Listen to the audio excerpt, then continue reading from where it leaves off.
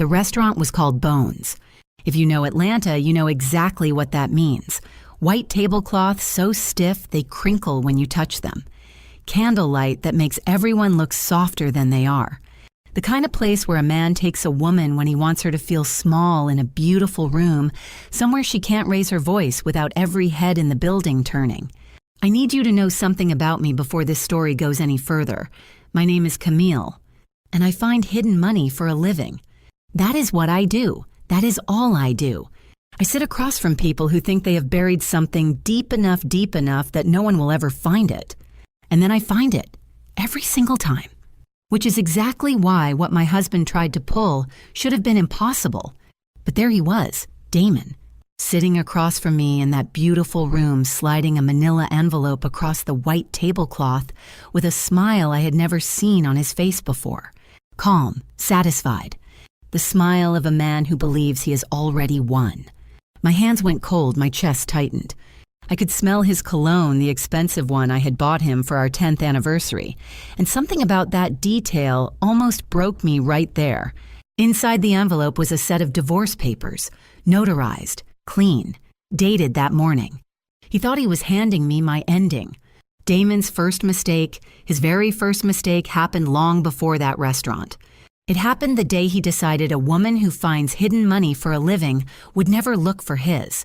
If you have ever had someone underestimate you badly, drop your city in the comments right now, because this one is for you. Subscribe if you haven't already and do not go anywhere. You are going to want to hear every single second of what happened next.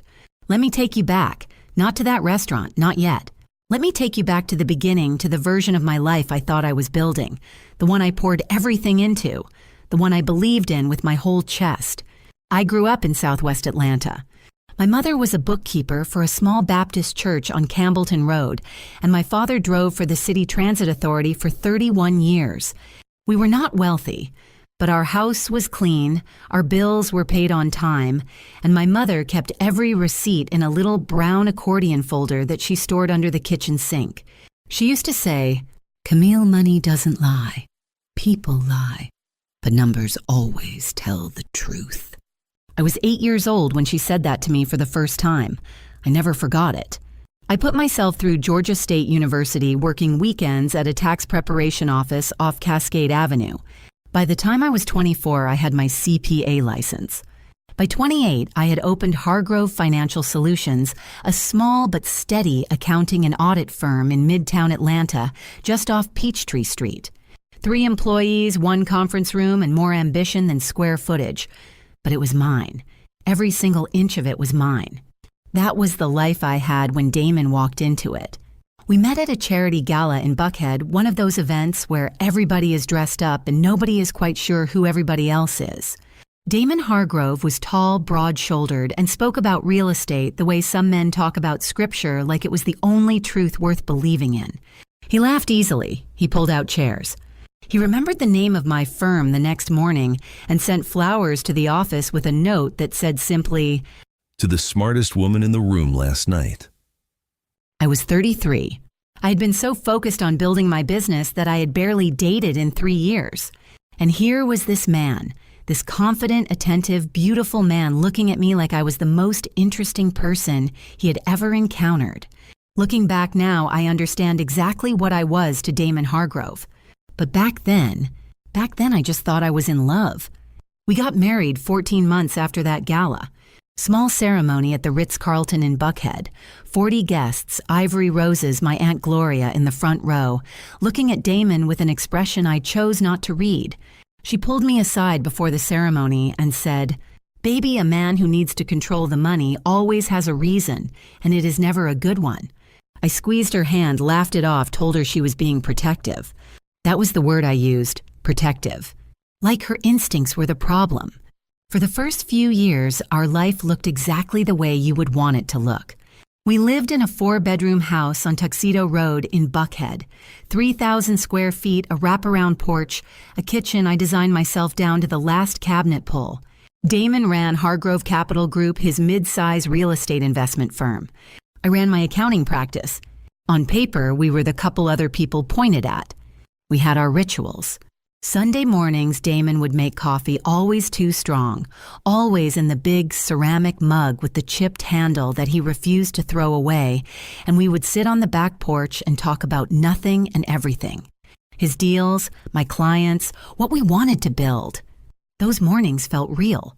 I want to be honest about that. They felt completely, genuinely real.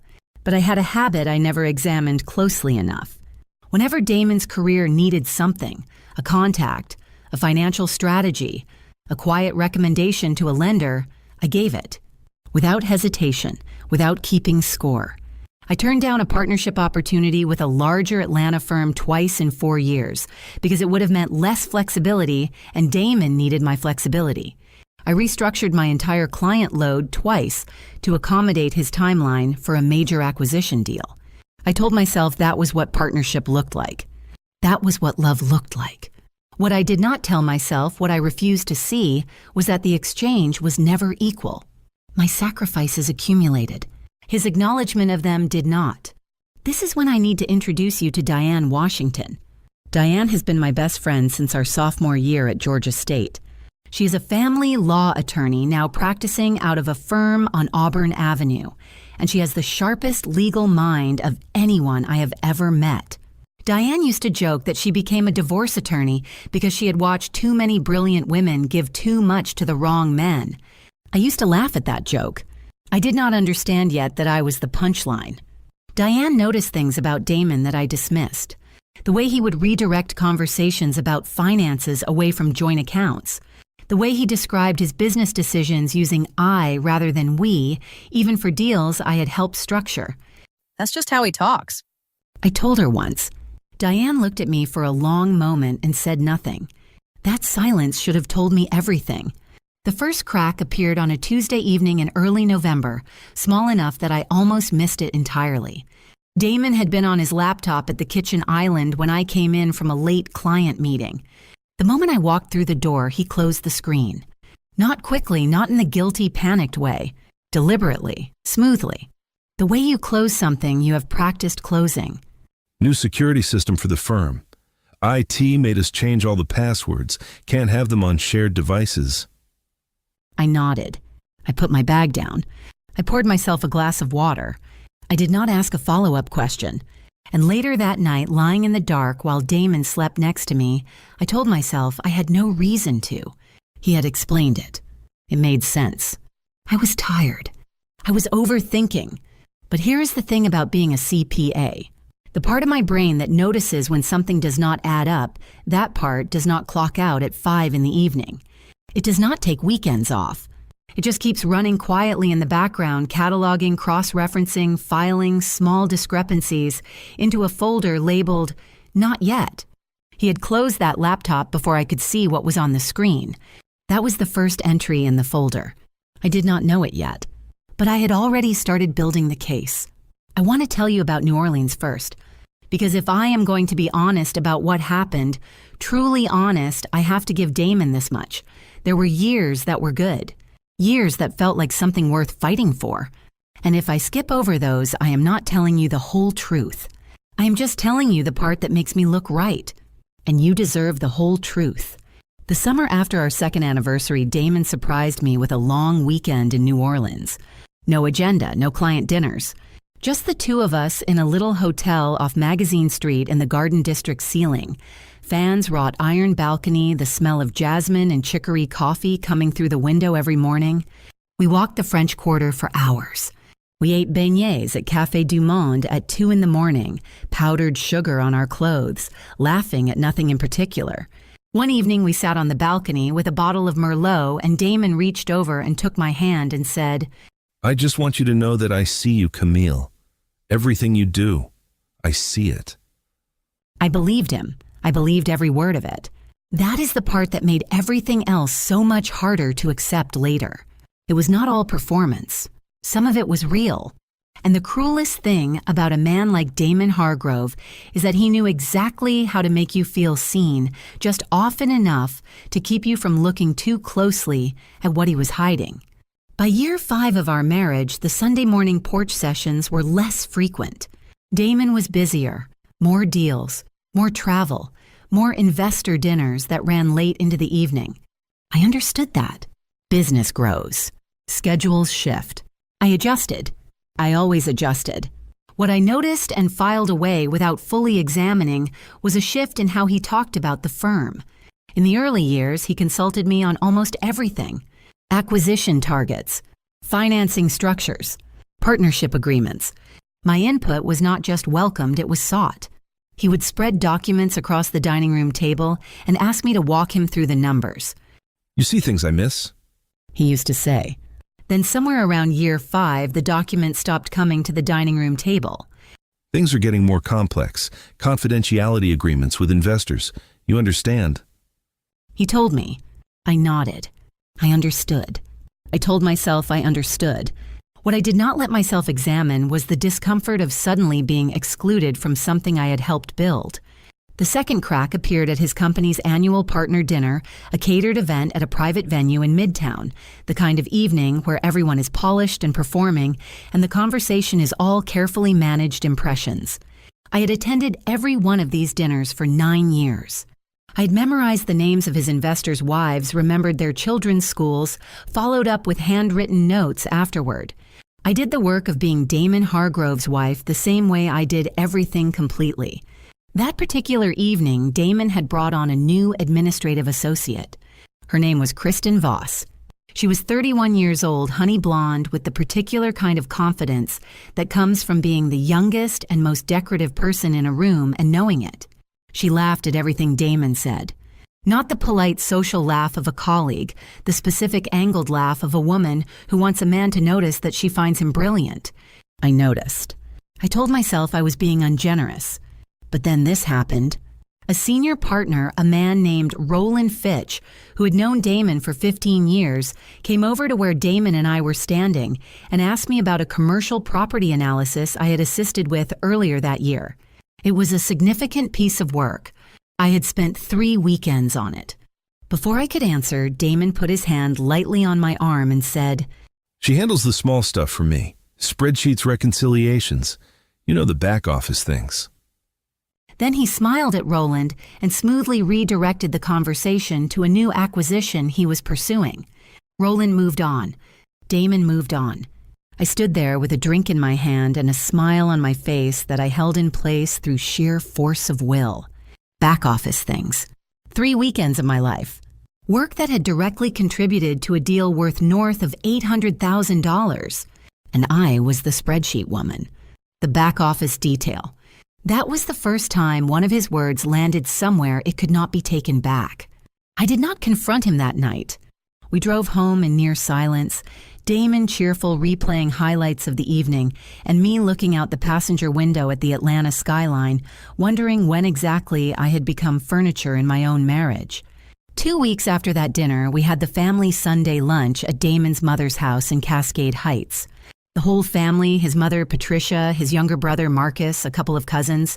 The kind of loud, comfortable, food-heavy afternoon that used to feel like belonging. Marcus was talking about his own job search. He had been looking to transition out of property management into development. Damon had been mentoring him loosely. At some point, Marcus looked across the table at Damon and said, "Hey, what about that new venture you were telling me about? The one with your new business partner?" He said it casually. The way you mention something you assume everyone already knows. Damon's response was immediate. Not angry smooth. The kind of smooth that requires practice. That's still in the early stages, man. Nothing worth talking about yet. He laughed and said, then he pivoted to asking his mother about her church's fundraiser, and the conversation moved on. Everyone moved on, except me. I replayed Marcus's exact words in my mind while I helped clear the dishes. New venture. New business partner. Nothing Damon had mentioned to me. Nothing that appeared in any of the financial conversations we still occasionally had. A new venture. And I, his wife of 9 years, his in-house financial mind, was hearing about it secondhand from his brother at a Sunday lunch. I stored it. Right next to the closed laptop. Right next to the back office comment. Right next to the dinners that ran later and later, and the phone calls he now always took in the other room. The folder was getting heavier.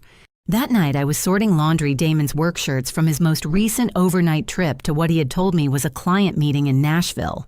I reached into the breast pocket of his gray blazer the way I always did before washing it. My fingers found a folded piece of paper. I pulled it out. It was a printed receipt from the Lowe's Atlanta Hotel, right here in Buckhead, dated the same Tuesday Damon had told me he was in Nashville. Room service for 2. A bottle of Barolo. One night. The receipt was in his name. The room in my chest where I kept all those filed away discrepancies went completely, utterly still. And in that stillness, for the first time, I stopped telling myself I was imagining things. I stood in the laundry room for a long time, just standing there with that receipt in my hand. The washer was running. The house smelled like dryer sheets. Everything around me was completely ordinary, and I was holding a piece of paper that meant my husband had been in a hotel 4 miles from our home on a night he told me he was in Nashville. I folded it back up, put it in my own pocket, finished the laundry, made dinner, set the table. I did not say a word. I want you to understand why. It was not weakness. It was not denial. It was the specific learned behavior of a woman who has been subtly trained over years to distrust her own perceptions. Every time I had raised something with Damon, a late night, a change in behavior, a financial question he deflected, the conversation had always ended the same way, with me feeling like the unreasonable one, with me apologizing, with me carrying the weight of having brought it up at all. So I waited. I watched. And 3 days later, I found the second thing. Damon had left his smartwatch on the bathroom counter, the one he wore constantly, the one connected to his phone. He was in the shower. The screen lit up with a notification. I did not touch it. I did not need to. The preview was visible from where I was standing. The contact name was simply K, and the message read, "Miss you already, can't wait for next week," followed by a small red heart. I looked at that screen for exactly 4 seconds. Then I walked out of the bathroom and sat on the edge of the bed and breathed. His name for her was just a letter. One letter. Like she was a category, not a person. Like she was something he had organized into his life the same way you organize a file. That evening, I confronted him. I want to be precise about how I did it, because looking back, I understand that I went in with evidence and came out somehow apologizing. That is what a skilled gaslighter does. And Damon Hargrove was gifted. I waited until after dinner. I kept my voice calm. I set the hotel receipt on the kitchen island between us and said, "Damon, this was in your blazer. You told me you were in Nashville." He looked at it. Then he looked at me. And something shifted behind his eyes, not guilt, not remorse, something more like recalculation, like a man adjusting his strategy in real time. That's from the client dinner I hosted here in Atlanta the week before Nashville, he said. The client was staying at the Lowe's. I joined him for dinner in his room. I told you about that. He paused. Camille, I told you about that dinner. He had not. I knew with complete certainty he had not. But the way he said it, with that particular weariness, like he was tired of my memory failing him, planted the smallest seed of doubt. Had he mentioned it casually and I had missed it? Had I been so distracted with a client deadline that it went past me? And the watch. I said, quieter now, already losing ground. What about the watch? There was a message from someone called K. He exhaled. A long, slow exhale, the sound of a patient man being pushed past his limit. You're reading my private messages now. His voice dropped. Not angry. Worse than angry. Disappointed. Camille, that is a business contact. Kendra Liu. She works with the Ponce City Market Development Team. He pulled out his phone, turned the screen toward me, and there in his contacts was a Kendra Liu with a phone number. We've been going back and forth about a potential partnership for 3 months. I talk about her in my sleep at this point. The fact that you would go through my things and then stand here and accuse me of... I didn't go through your things. The notification appeared on the screen. You read a private notification off my personal device. He shook his head slowly. This is embarrassing, Camille. You're becoming paranoid. Do you hear yourself right now? There it was.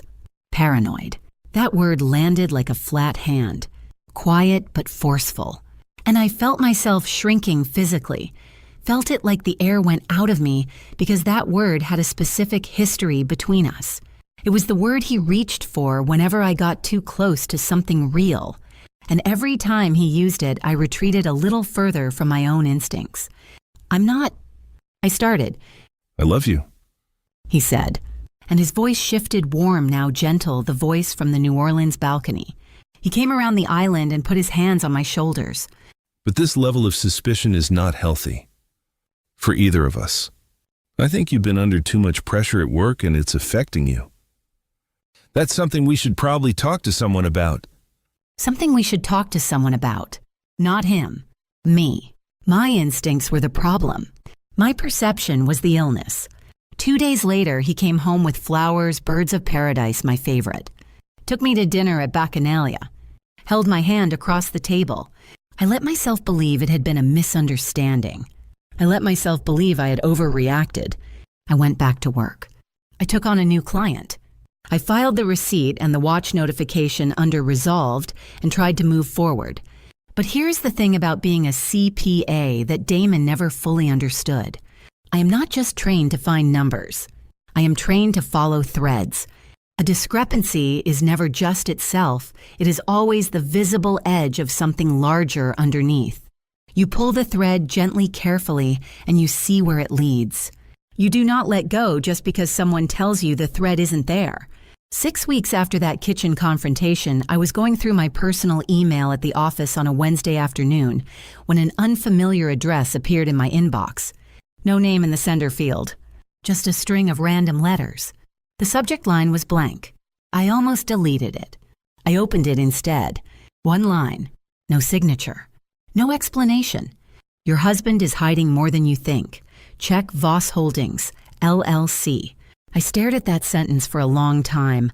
Then I opened a new browser tab, and I went to the Georgia Secretary of State's business registration database, the same database I used every single week for client research. I typed in Voss Holdings, LLC. The registration came up immediately. Filed 8 months ago. Registered agent address in Midtown Atlanta. And they're listed as the sole director and managing member, Kristen Voss. not Kendra Liu. Not a development contact at Ponce City Market. Kristen Voss. My hands were completely steady as I wrote the name down. That surprised me. I thought my hands would shake. But something had gone very quiet inside me, the specific quiet of a woman who has just found the first real thread and knows with absolute professional certainty exactly where it leads. I did not close the browser tab. I opened another one. And I started pulling. Here is what I found when I started pulling that thread. Voss Holdings, LLC had been registered in the state of Georgia 8 months prior to the moment I discovered it. Sole managing member Kristen Voss. Listed address on Juniper Street in Midtown, a building I knew. A mid-rise with concierge service and underground parking. The kind of building a young woman does not afford on an administrative associate's salary. I cross-referenced the property records database. In the 14 months before I found that registration, 7 commercial properties had been transferred out of Hargrove Capital Group's portfolio. Not sold on the open market. Transferred, quietly, to Voss Holdings, LLC, at prices ranging from 30 to 45% below independent appraisal value. 7 properties. I sat at my desk at 11:45 at night with the office completely empty around me, and I did the math. The gap between transfer price and market value, the money that had essentially been given away, totaled just over $2,100,000. $2,100,000 in marital assets, transferred to a company controlled by his girlfriend. I am a CPA.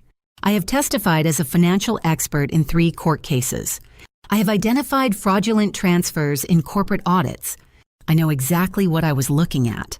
This was not a business decision. This was not a restructuring strategy. This was a carefully constructed mechanism to move marital assets out of reach before filing for divorce.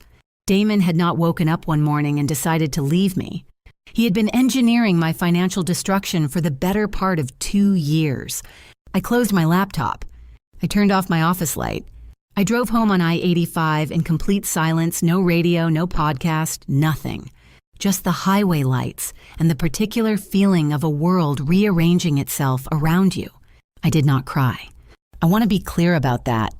I did not cry that night. I think I was too far past the point where crying would have been adequate. What I felt was something colder, cleaner, like a diagnosis you already suspected being confirmed in writing. I called Diane Washington the next morning at 7:15. I need to see you today, not as my friend, as my attorney. A pause. I'll move my 9 o'clock. Come in at 8:30. She picked up on the second ring. I walked into Diane's office on Auburn Avenue with a printed summary of everything I had found, the property transfers, the registration dates, the valuation gaps. I laid it on her desk without saying a word and watched her read it. Diane Washington has seen a lot in her years of family law. She is not easily rattled. But she read through those pages twice, set them down carefully, and looked up at me with an expression I had never seen on her face before. Camille, this is fraudulent transfer. Textbook. He's been preparing this for months. We need a forensic accountant. And we need to start building this file right now. Before he knows you know. That last part was the most important part. Before he knows you know. I drove home from Diane's office and walked back into my marriage like nothing had changed. I made dinner. I asked Damon about his day. I laughed at something he said. And the entire time behind my eyes, I was building a wall brick by careful brick between what I knew and what he could see on my face. It was the hardest acting I have ever done in my life. And Damon made it harder. Because during this exact period, the weeks after I discovered Voss Holdings, the weeks I was quietly assembling my case, he became more controlling, more present in the most suffocating way. He started asking where I was going, who I was meeting, why I was home late. He started showing up at my office unannounced twice in 1 month under the pretense of taking me to lunch, standing in my doorway looking around my office with those easy eyes, asking about my clients, my schedule, my files. At the time, I thought he was suspicious that I knew something. Now I think he was simply tightening his grip before the end. He also started performing the marriage more publicly. He invited couples we knew to dinner.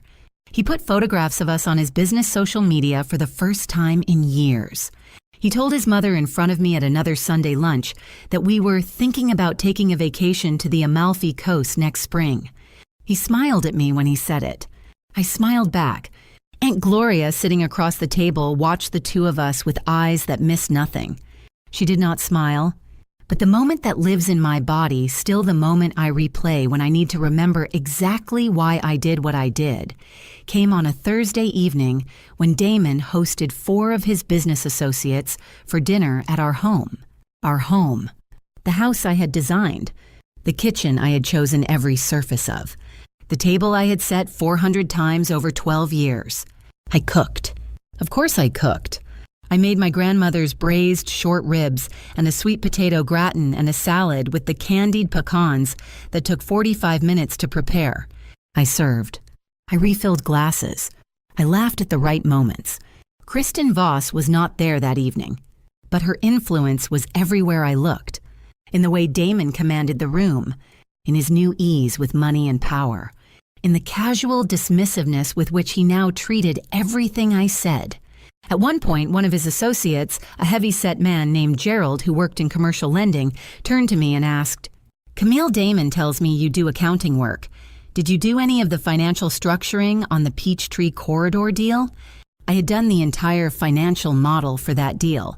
Every assumption, every projection, 40 hours of work over 3 weekends. Before I could answer, Damon reached over and refilled Gerald's glass and said with a smile that never wavered, Camille doesn't really understand the big picture side of things. She's great with spreadsheets, keeping the books clean. Very different from the deal-making side. He patted my hand, right there at the table, like I was a child being excused from an adult conversation. Isn't that right, baby? Every person at that table heard it. I felt the heat rise in my face. I felt my jaw tighten. I felt 40 hours of my work being erased in one sentence in my own home at my own table, in front of men who would remember nothing except that Damon Hargrove's wife handled the small stuff. I looked at him. Directly. For exactly 2 seconds. Then I smiled. "That's right," I said, and I stood up and went to get more bread from the kitchen. I stood at the kitchen counter for 30 seconds with both hands flat on the marble I had chosen, the kitchen I had built, and I breathed. In, out, in, out. Then I picked up the bread basket and walked back out to the table like nothing had happened. But something had happened. Something had shifted deep and final in the place where my patients used to live. 3 days later, Damon called me from the car on his way home and told me he had made a reservation at Bones for Saturday evening. "Just the two of us," he said. "We need to reconnect." His voice was warm, deliberate. "That sounds nice," I said. I hung up the phone, and I sat very still in my office chair looking at the Atlanta skyline through my window with a feeling in my stomach I could not name. It was not dread exactly. It was closer to recognition. Like a part of me already knew that Saturday evening at Bones was not going to be a reconnection. Like the part of me that tracks numbers and threads and patterns had already done the math and arrived at a conclusion, my conscious mind was not quite ready to speak aloud. Something was coming. I could feel the shape of it. I just did not know yet that I was more ready for it than he was. Saturday came the way inevitable things always come. Quietly, without warning in the weather or the light. Just an ordinary Atlanta morning, 68 degrees, thin clouds, the smell of someone's yard work drifting through the neighborhood that happened to be the morning of the day my marriage ended. I got dressed carefully. Navy wrap dress. The pearl earrings my mother gave me when I passed my CPA exam. Low heels. I looked at myself in the mirror for a long moment before I left the bedroom. I looked like a woman going to dinner with her husband. I looked composed, professional, put together. I looked nothing like what I felt. We drove to Bones separately. Damon said he had a quick stop to make beforehand. I drove down West Paces Ferry Road with both hands on the wheel and the radio off. And at a red light on Piedmont, I reached over and opened my glove compartment and touched the edge of the folder I had placed there that morning. Ivory manila, neatly labeled, 2 inches thick. I closed the glove compartment. The light changed. I drove on.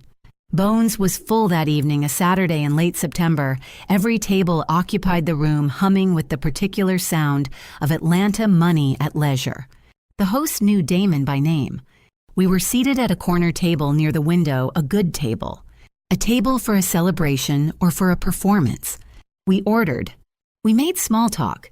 Damon was at his most charming attentive, easy asking about my week with what looked like genuine interest. For 20 minutes, he was the man from the New Orleans balcony, the man with the chipped mug and the Sunday morning coffee. I let him perform. I watched him from across the white tablecloth and I thought, you practiced this. This whole evening you practiced. Then the entrees arrived. And somewhere between the server setting down my plate and reaching for my water glass, Damon slid the manila envelope across the table. No preamble, no softening. He simply placed it in front of me and sat back in his chair with his hands folded and that smile on his face. The calm, satisfied smile of a man who believes the hard part is already over. "I think we both know this hasn't been working for a long time," he said. I looked at the envelope. I picked it up. I opened it. Divorce papers, notarized and dated that morning. Every line filled in. His attorney's name, Brent Caldwell, stamped at the bottom. I had heard of Brent Caldwell.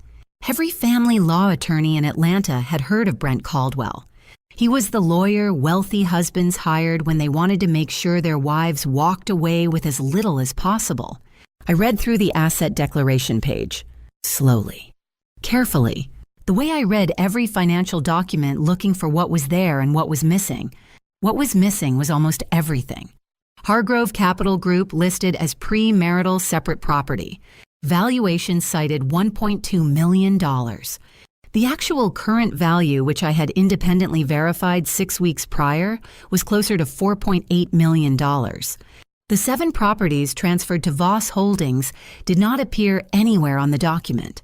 The 2 investment accounts I had helped fund with income earned during our marriage were listed as business assets, not marital property. And at the bottom, under proposed settlement terms, was a number. $25,000. And the Honda Accord. That was what 12 years of my life was worth to Damon Hargrove. $25,000 and a 4-year-old car. I set the papers down on the tablecloth. I looked up at him. And here is the moment I need you to understand, the moment that changed everything about how I had framed this story in my own mind. Because sitting across from Damon in that restaurant, watching him watch me read those papers, I saw something in his eyes that I had not expected. Not cruelty, not guilt, not even cold indifference. Satisfaction. The deep, settled satisfaction of a man who has completed a project. A man who had been planning this moment, engineering this moment for a very long time. And that is when the full weight of it landed on me. Not the divorce, not the settlement insult. Something bigger and more specific than both of those things. This had not been impulsive. This had not been a marriage that drifted apart and a man who finally gathered the courage to leave. Every transfer to Voss Holdings. Every property moved below market value. Every account restructured. Every conversation about business complexity designed to push me out of the financial picture. The late nights.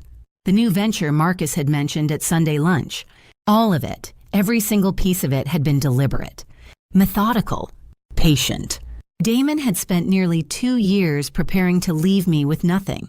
While I was making his coffee in the morning, while I was restructuring my client load to support his deals, while I was sitting on that back porch thinking we were building something together, he was in an office somewhere mapping out exactly how to take it all apart and make sure I was left holding the smallest possible piece. The betrayal was not the other woman. The other woman was almost irrelevant. The betrayal was the calculation. The cold, sustained daily calculation of a man who looked at 12 years of partnership and decided that the most important question was, how do I make sure she can't touch what's mine? I felt something move through my chest. Not grief, not rage, something older and quieter than both.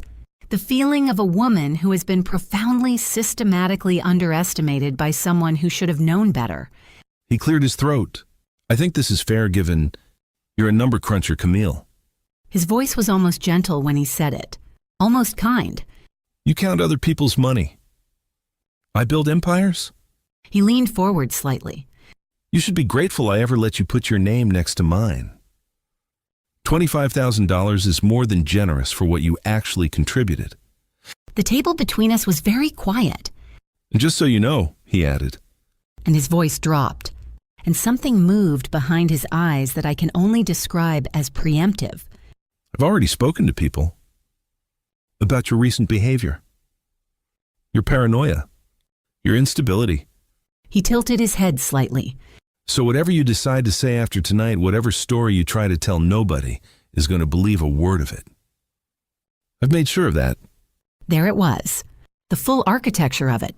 Steal the assets, discredit the witness, walk away clean. I sat with that for exactly 3 seconds.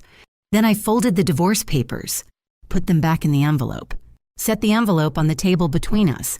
I looked at Damon Hargrove, really looked at him for what I knew would be one of the last times I would allow myself to be in a room with him as his wife.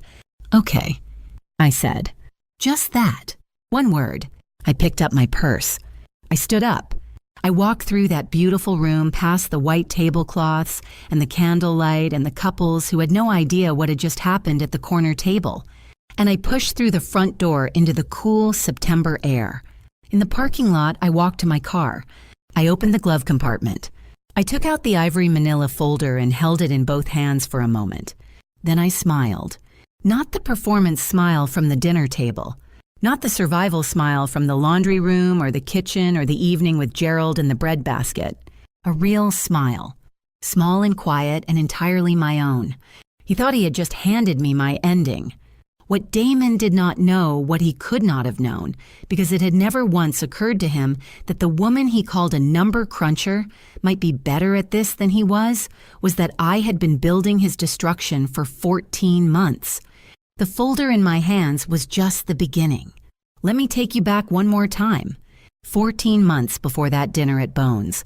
A Sunday afternoon in July, Damon's mother's house in Cascade Heights. The ceiling fans turning slowly overhead, the smell of Patricia's pot roast, filling every room, the comfortable noise of family, moving around each other the way families do when they have been doing it long enough to stop thinking about it. Marcus was talking about his job search.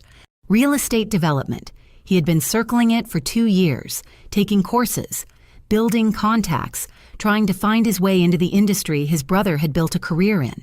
He was animated that afternoon, more hopeful than I had seen him in a while. At some point, he looked across the table at Damon and said, "Hey, what about that new venture you and your business partner are setting up, the one you were telling me about last month?" I was reaching for the sweet tea when he said it. My hand stopped. Not visibly, not in a way anyone noticed. But inside, something went perfectly electrically still. Damon laughed and redirected within 2 seconds. "Early stages not worth discussing, Patricia. How is the church renovation going?" The table moved on. Marcus looked mildly confused for a moment and then moved on too. But I had heard it. New venture. Business partner. Last month, I drove home that afternoon thinking about those words. Thinking about the laptop he had closed. The receipt from the Lowe's. The contact saved as a single letter. The properties that no longer appeared in the quarterly summaries he occasionally left on his desk. I am a CPA. And a CPA does not ignore a pattern simply because acknowledging it is painful. That evening after Damon fell asleep, I sat at my desk in my home office with the door closed and I opened my laptop. I went to the Georgia Secretary of State database. I searched every business registration filed in the past 18 months with a registered address in Midtown Atlanta. It took me 40 minutes to find Voss Holdings, LLC. I stared at the screen for a long time. Then I opened a spreadsheet, and I started working. I want to tell you about the next 14 months because I need you to understand something. People hear a story like mine, and they imagine the woman discovering the truth and exploding calling lawyers at midnight, confronting her husband with shaking hands, falling apart, and then pulling herself together in some dramatic single moment. That is not what happened. There was no single moment. There was just the work. Quiet, careful, methodical work, the same work I had done for clients for 15 years, now directed at the man sleeping in my bed. Every week, I checked the property transfer database. I documented each transaction date, property address, transfer price, assessed market value, the gap between them. I built a spreadsheet that tracked the pattern across time. I saved every document in an encrypted folder on a personal laptop that never left my office and was never connected to our home network. I hired a private investigator named Terrence Cole, a former Fulton County detective who now worked domestic cases out of a small office on Northside Drive. I paid him from my personal business account. I told Damon I had taken on a new forensic audit client that required additional contractor fees. He did not ask follow-up questions. He never asked follow-up questions about my work. That was one of his blind spots, and I used it. Terrence confirmed the relationship between Damon and Kristen Voss within 3 weeks. Photographs, dates, locations, everything I needed to establish the personal connection between my husband and the woman controlling the entity he had been transferring our assets into. Under Georgia law, adultery is relevant in divorce proceedings. I needed the documentation. I want to pause here and tell you about the night I sat in my car in the parking garage beneath my office building and looked at Terrence's photographs for the first time. It was a Wednesday evening in October. I had been working late, genuinely working a real client, a real deadline. I opened the email from Terrence and looked at the attachments one by one. Damon and Kristen outside a restaurant on the Beltline. Damon and Kristen at a rooftop event in Old Fourth Ward. Damon walking into the Juniper Street building, her building, at 8:45 on a Thursday morning with a dry cleaning bag over his shoulder. A dry cleaning bag. He kept clothes there. He had a domestic life there. A parallel life fully furnished while I was at my table, setting his place and keeping his books and smiling at Gerald about the breadbasket. I put my phone face down on the passenger seat. And I let myself feel it, really feel it, for exactly 15 minutes. I cried in that parking garage in a way I had not cried in years. The kind of crying that is not about sadness anymore, but about the specific grief of realizing that the version of your life you believed in was always, at least partially, a fiction. 15 minutes. Then I wiped my face, started the car, drove home. I never cried about Damon Hargrove again. Something inside me went quiet after that night. Not sad quiet, not broken quiet. The other kind. The kind that comes when a woman stops mourning what she lost and starts focusing entirely on what she is going to do next. I called Diane the following morning. I told her everything, the full 14 months of documentation the Voss Holdings transfers the photographs from Terrence. I heard her exhale slowly on the other end of the line. Camille, do you understand what you've built here? I said, yes. She said, no, do you really understand? This is not just a divorce case. This is fraud, marital asset concealment. We can go after the transfers, the valuation gaps the whole structure. And if the income on those properties hasn't been properly reported, it hasn't, I said. I checked. Another pause, longer this time. Then we have something else entirely, Diane said quietly. The plan we built together over the following weeks was not complicated. Complexity loses in courtrooms. Simplicity wins. We would file a counter petition the moment Damon filed for divorce, not just contesting the settlement terms, but challenging the fraudulent transfers, directly demanding full asset disclosure under penalty of perjury, and petitioning for an independent forensic audit of Hargrove Capital Group's complete financial history. Simultaneously, and this was the part I had decided on my own, lying awake at 3 a.m. in mid-November, staring at the ceiling with absolute clarity, I would submit a formal report to the IRS. Not as a weapon, not as revenge, as a legal and professional obligation. I was a licensed CPA. The income concealment I had documented was not a civil matter. It was a federal one. I had a duty to report it. So I would... Diane looked at me carefully when I told her that part. You understand what that means for his business? Yes, I said. You understand that an IRS investigation moves on its own timeline independent of the divorce? Yes.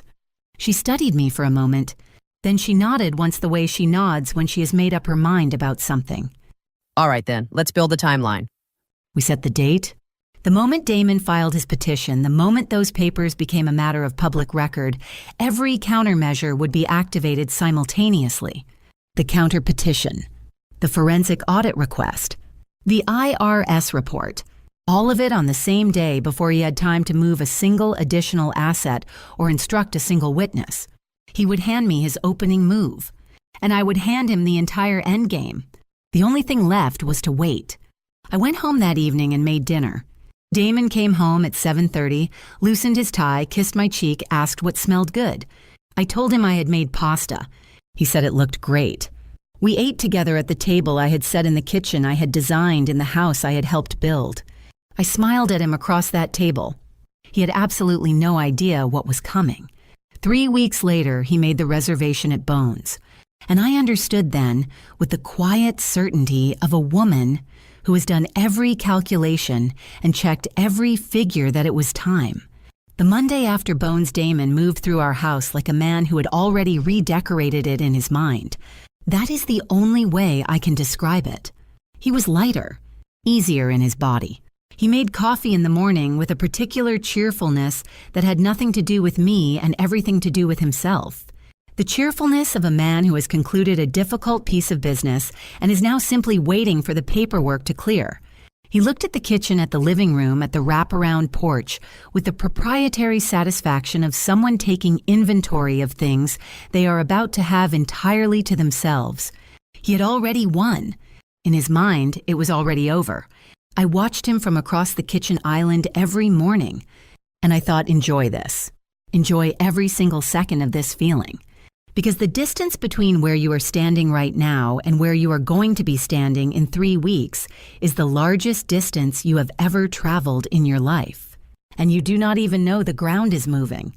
Brent Caldwell filed Damon's divorce petition with the Fulton County Superior Court on a Wednesday morning, 8 days after the dinner at Bones. I know the exact time because Diane called me at 9:17 in the morning while I was sitting at my desk with a client file open in front of me. It's filed, she said. Okay. I said, you ready? I looked at the encrypted folder on my personal laptop. 14 months of documentation. Every transfer. Every valuation gap. Every photograph from Terrence. Every cross-referenced record from the Georgia property database. The IRS disclosure package that had been sitting in a sealed envelope in my desk drawer for 6 days, waiting for this exact moment. "I've been ready," I said. By noon that same day, Diane had filed our counter-petition with the court challenging every asset classification in Damon's filing, demanding full financial disclosure, and formally requesting an independent forensic audit of Hargrove Capital Group.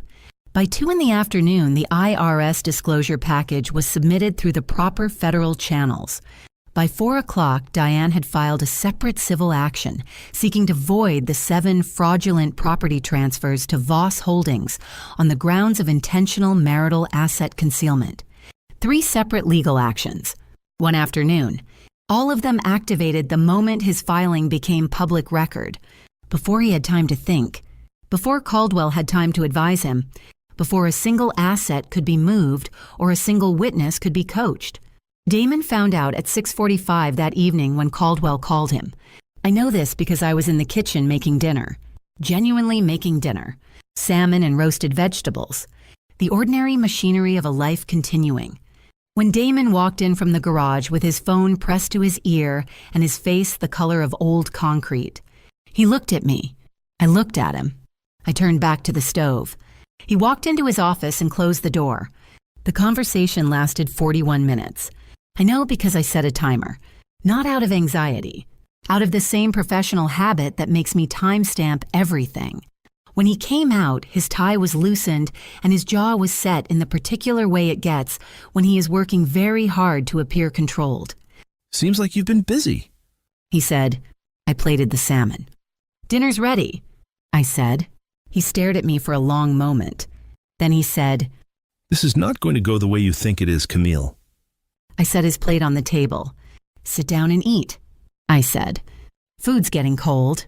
He did not eat. He went back to his office. I ate alone at the table I had set for 2, and I will tell you honestly, it was one of the most peaceful meals I had eaten in years. Now, I need to tell you what Damon did in the 2 weeks between that evening and the court date, because this is the part where you see exactly who he was. Not the polished, charming man from the charity gala in Buckhead, but the man underneath that performance. The man who, when cornered, did not examine his choices or consider accountability. The man who simply looked for new angles of attack. He called 3 of my professional contacts, people I had worked with for years, referral sources, a colleague on the Georgia Society of CPA's Ethics Committee, and he told them that I was going through some mental health challenges, that my professional judgment had been compromised by personal difficulties. He did not make formal complaints.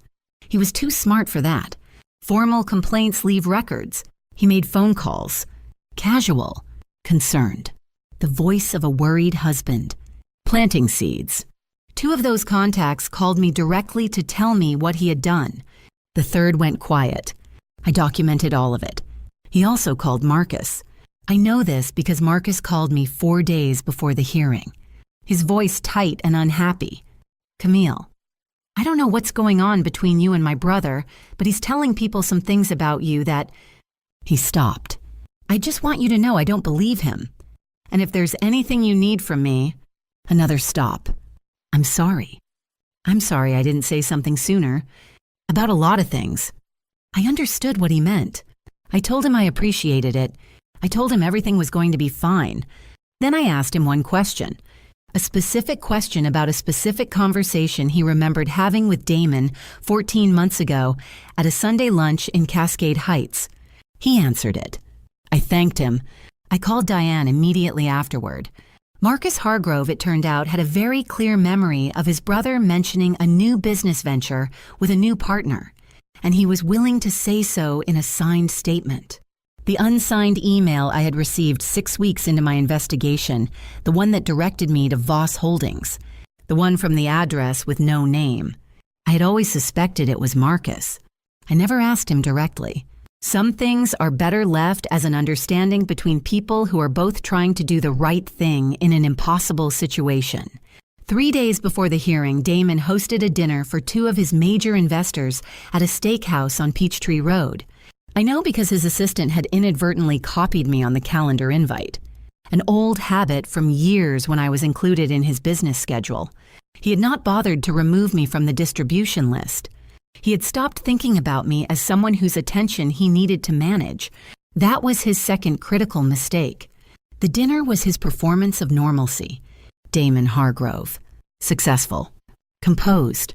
A man whose personal difficulties were simply a private matter being handled cleanly through proper legal channels. I imagine he was very convincing.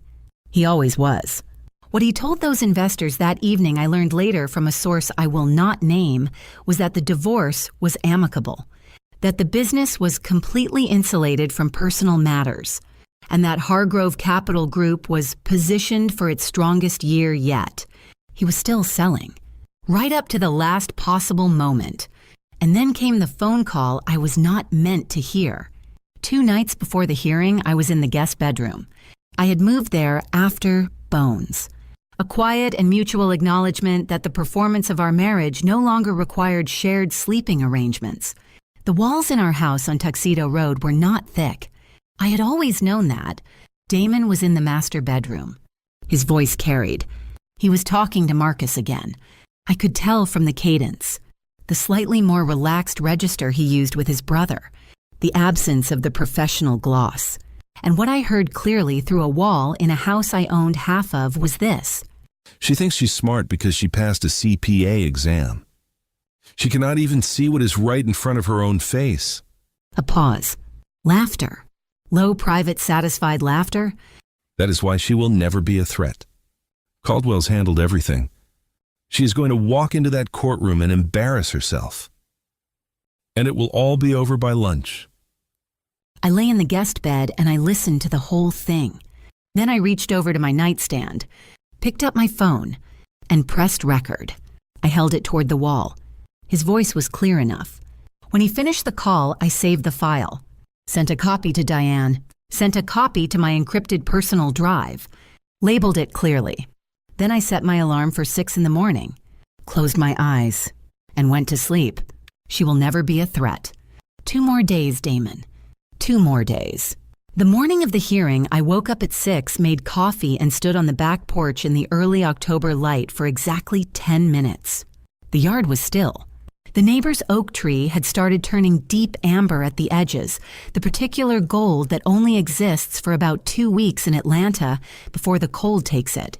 I stood there with my mug and I looked at that tree and I thought about my mother's accordion folder under the kitchen sink. I thought about a little girl on Campbellton Road learning that numbers always tell the truth. Then I went inside, put on my Navy suit, picked up my briefcase, and drove to the Fulton County Superior Court on Pryor Street. I want to describe that courtroom to you because the details matter. It was a Wednesday morning. Wood-paneled walls. Fluorescent light that makes everyone look slightly tired. The Georgia state seal on the wall behind the bench. The particular institutional smell of a building where serious things happen every day, and the building itself has stopped being impressed by any of it. Damon was already there when I arrived. He was standing near the plaintiff's table with Brent Caldwell, a broad, silver-haired man in a suit that cost more than most people's monthly rent. The 2 of them were laughing about something when I walked through the door. Actually laughing. Caldwell had his hand on Damon's shoulder in the easy way of a man who charges $800 an hour and fully expects to earn it before noon. Damon saw me walk in. He looked me over slowly, deliberately, from my shoes to my face, the way he had been looking at me for the past 2 years when he thought I was not paying attention. Like I was an inconvenience he was in the process of resolving. Then he turned back to Caldwell and said just loud enough, just precisely calibrated to carry across the room to where I was standing. Look at her. She came here alone. That's all you need to know about who wore the pants in that marriage. Caldwell smiled. Damon smiled. I set my briefcase on the defense table and opened the clasps. Diane Washington walked through the courtroom door 45 seconds later in a charcoal suit and heels that announced her presence before she said a word. She set her own briefcase down next to mine, looked across at Damon and Caldwell, and said nothing. She did not need to. Damon's smile flickered. Just slightly, just for a moment. Then he reset it. The Honorable Judge Patricia Okafor took the bench at 9:03 in the morning. She was a compact woman in her early 60s, with reading glasses on a chain and the unhurried manner of someone who has heard every version of every story and is primarily interested in documentation. She looked at both tables' confirmed appearances for the record and said, "Let's begin." Caldwell went first.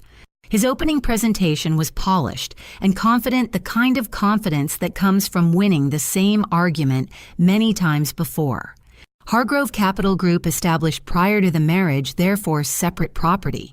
The company's current valuation, $1.3 million, supported by an independent appraisal. Mrs. Hargrove's contributions to the marriage, domestic and supportive in nature, not material to the business's value.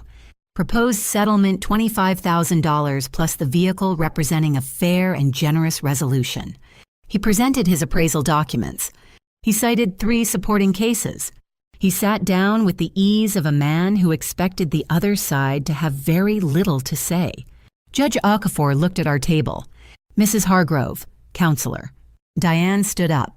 Your Honor, we would like to submit Exhibits A through R into evidence. She placed 18 tabbed folders on the clerk's desk. 18. The clerk looked at them. Judge Okafor looked at them. Caldwell looked at them with the first expression he had shown all morning that was not confidence. Damon looked at them with something else entirely. Diane began, Exhibit A through Exhibit G, the 7 property transfer records. Each one documenting a Hargrove Capital Group asset transferred to Voss Holdings, LLC, at prices between 30 and 45% below independently assessed market value. Dates. Amounts. The gap between what was paid and what each property was actually worth.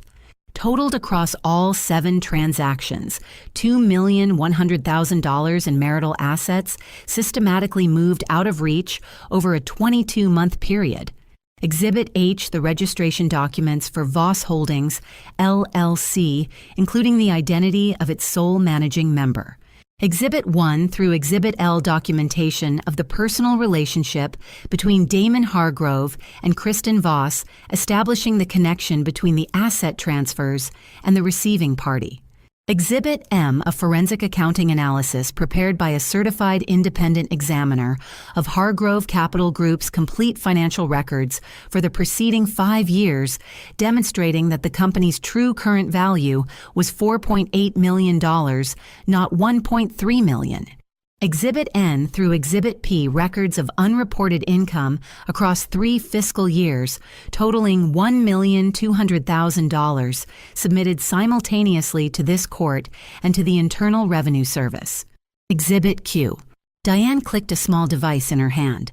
A speaker on the clerk's desk activated, and into that wood-paneled courtroom in fluorescent light in front of Judge Patricia Okafor and Brent Caldwell, and every clerk and observer in that room, came Damon Hargrove's own voice, clear and unhurried, and privately satisfied, saying, She thinks she's smart because she passed a CPA exam.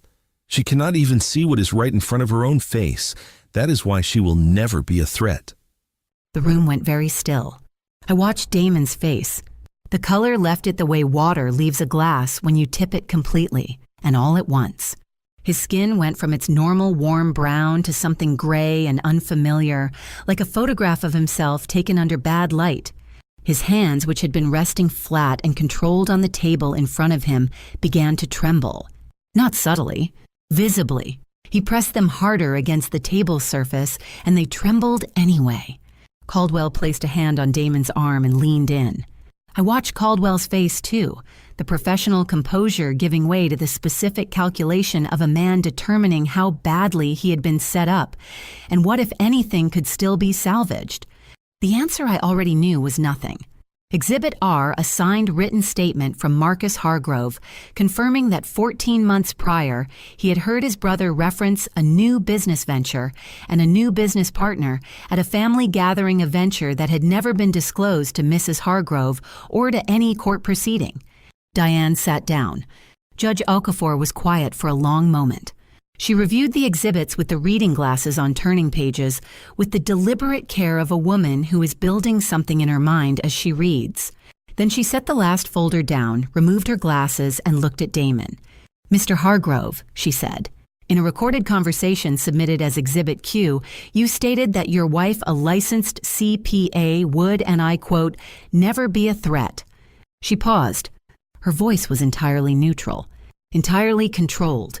The court finds that assessment to be spectacularly incorrect. A sound moved through the room. Not laughter exactly. Something more restrained, the sound of people in a formal setting reacting to something they are not supposed to react to. Damon opened his mouth. "Your Honor, this is..." His voice cracked on the second word.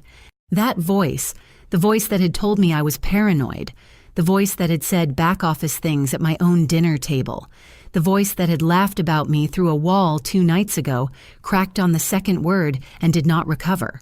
He tried again. "These documents the chain of custody." Caldwell touched his arm. Damon stopped. His knees, I noticed, were no longer steady.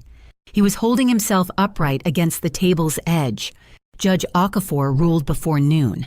The 7 fraudulent transfers to Voss Holdings, LLC, voided in their entirety. The assets reverted to marital property for division purposes. Hargrove Capital Group's true valuation of $4.8 million accepted by the court. Camille Renée Hargrove entitled to 50% of all marital assets plus $650,000 in compensatory damages for documented fraudulent concealment. The IRS matter noted as a separate federal proceeding outside the court's jurisdiction, but formally acknowledged in the record. Brent Caldwell gathered his folders in silence. He did not look at Damon when he did it. During the recess, I was in the hallway outside the courtroom when I heard footsteps behind me. Fast. Uneven. Not the footsteps of a composed man. "Camille." I stopped. I did not turn around immediately. I took one breath. Then I turned. Damon was standing 6 feet away from me in that courthouse hallway. And I want to be precise about what I saw, because I need you to understand that I am not describing this with satisfaction. I am describing it because it is true. The man standing in front of me was not the man from the charity gala. He was not the man from the New Orleans balcony. He was not even the man who had slid a manila envelope across a white tablecloth with a satisfied smile. He looked diminished, like something structural had been removed from inside him. "Please," he said. "Camille, call off the IRS. I will give you whatever you want. The house, more than the settlement. Whatever number you need, we can work this out between us." A pause. "I'll change. I swear to you, I will..." I looked at him for a long moment. "You're not sorry, Damon," I said. My voice was very quiet and very steady. "You're just sorry you got caught." He flinched. Like the words were physical. "I gave you 12 years, I said. "I restructured my career for yours. I sat at that table in my own home while you told Gerald I handled the small stuff. I read the receipt from the Lowe's and I apologized to you." I paused. "And through all of it, every single day of it, you were in an office somewhere moving my assets into your girlfriend's company and telling your brother I would never be a threat." I looked at him one last time. "You built this Damon, every single piece of it. You built it, and today it fell on you." I picked up my briefcase. I walked down that courthouse hallway, and I did not look back once. Behind me, I heard nothing. Not footsteps following. Not his voice calling my name again.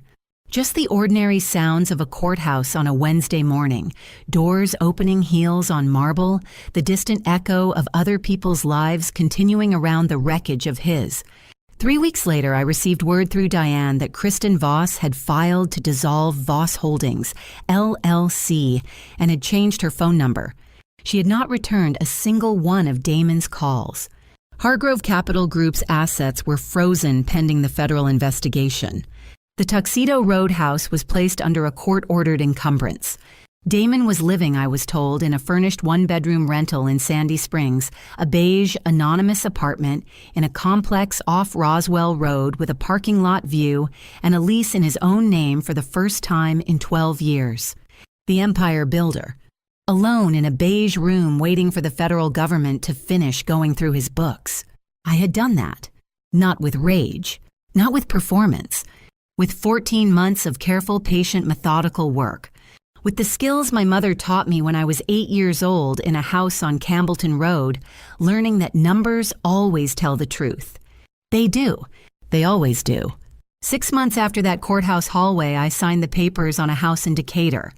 3 bedrooms, a screened back porch that looks out onto a yard with 2 dogwood trees, and a garden bed that the previous owner had clearly loved deeply, and I intend to love even more. Hardwood floors throughout. A kitchen with south-facing windows that fill the whole room with light by 9 in the morning. The kind of light that makes you want to stay at the table a little longer. The kind of light that feels like permission.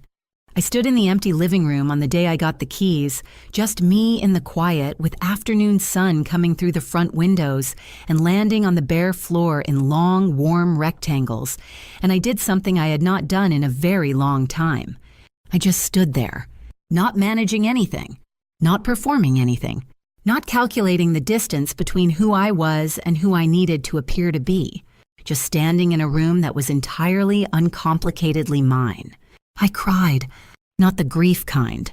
The other kind, the kind that comes when pressure you have been holding for so long you forgot it was there, finally releases. I let it happen. Then I wiped my face, opened all the windows, and started making a list of what I needed to buy. That is who I am. I made a list. Let me tell you about the months between the courthouse and those keys, because they were not simple. Healing rarely is. The settlement gave me financial stability, 50% of the marital assets, the compensatory damages the house on Tuxedo Road, which I sold and used as the foundation for everything that came after. But money is not the same as wholeness. Anyone who tells you otherwise has never actually had to rebuild themselves from the inside. There were mornings in those months when I woke up at 4 in the morning and lay in the dark and felt the full weight of 12 years pressing down on me. Not anger, I had made peace with the anger. Something quieter and more complicated. Grief for the Sunday mornings on the back porch. Grief for the man I thought I had married, who had perhaps never fully existed outside of my willingness to believe in him. Grief for the version of myself that had folded so much of her own identity into being his wife, that it took losing the marriage to remember who she was before it. I saw a therapist, Dr. Renata Ose, a brilliant woman with an office on Ponce de Leon Avenue, whose bookshelves take up an entire wall. I want to say that plainly because I think there is still too much silence around it. Seeing a therapist was not a sign of damage. It was a sign of seriousness. I was serious about getting this right, about not carrying his choices into the next chapter of my life and calling them my own. Dr. Osi asked me once about 3 months and what I was most afraid of. I thought about it for a long time. Then I said that I spent so long making myself smaller for someone who was never going to be big enough to deserve it. She looked at me and said, "And what does it feel like to say that out loud?" I said, "Like putting down something very heavy." She said, "Good, leave it on the floor." I left it on the floor. My firm grew in those months in ways I had not anticipated. Word travels in Atlanta. Professional circles are smaller than they appear. When the story of the Hargrove divorce proceedings became known in certain legal and accounting communities, as these things inevitably do, something shifted in how people saw my work. 3 new clients came to me specifically because of what I had documented. 2 of them were women in situations not entirely unlike my own, not divorce cases, but financial situations where someone with power had been counting on the person with less power, not knowing how to look closely. I knew how to look closely. I had always known. I hired 2 new staff members. I moved my office to a larger suite on Peachtree Street, 4 rooms, a proper conference table, windows that look out over Midtown in a way that still catches me off guard some mornings when the light is right. I called Aunt Gloria the week I moved into the Decatur house. She picked up on the first ring the way she always does, and when I told her I had signed the papers, she made a sound that was half laugh and half something much older and more knowing. "Baby, I have been waiting for this phone call for 12 years. She said. We talked for 2 hours. We laughed until my face hurt. I told her she had been right about everything. She said, "I know, but you had to find it yourself. That's how it works." She came over the following Sunday with a sweet potato pie and her church friend Marlene, who knows about gardens, and the three of us sat on my screened back porch and talked about the dogwood trees and what I should plant in the garden bed and what Marlene thought about the soil quality in Decatur. And it was just an ordinary, beautiful afternoon. Pie and good women and afternoon light. The simplest possible thing. The thing I had been hungry for without knowing I was hungry. Diane and I have dinner every few weeks now on Auburn Avenue, a rotating cast of restaurants, always too much food, always the kind of conversation that moves between serious and ridiculous, so naturally, you never notice the transition. At our last dinner, she told me that Damon's federal case was progressing and that his legal fees had already consumed most of his liquid assets. Caldwell had withdrawn from representation. Kristen Voss had cooperated with federal investigators in exchange for her own reduced exposure and had not spoken to Damon since the day the court ruling came down. The Tuxedo Roadhouse had sold at auction. I listened to all of it and felt not triumph exactly. Not the sharp pleasure of watching someone suffer. Something more like the quiet, settled feeling of a story reaching its correct conclusion, of a set of numbers finally balancing. Marcus reached out to me 2 months after the hearing. A text message, simple and direct. "I'm sorry I didn't say something sooner. You deserved better from all of us. I hope you're doing well." I wrote back, "I am. Thank you for the statement. It mattered." We have exchanged a handful of messages since then. I bear him no anger.